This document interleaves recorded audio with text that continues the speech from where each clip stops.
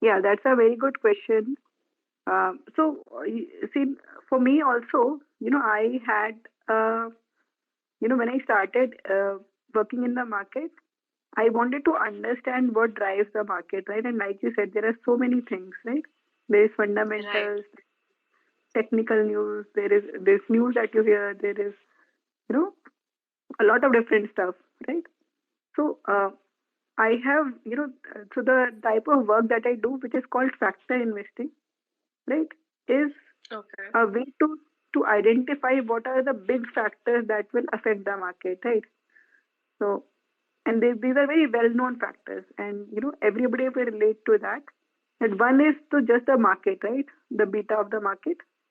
That broader market conditions are going to govern any stock's performance.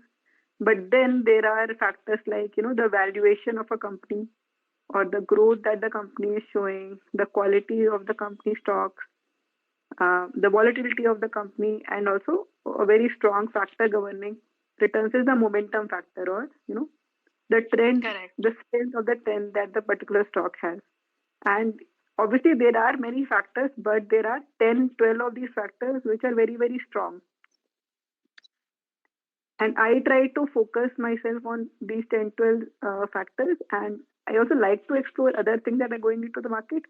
But I believe that, these broad 10, 12 factors can very, well define the market.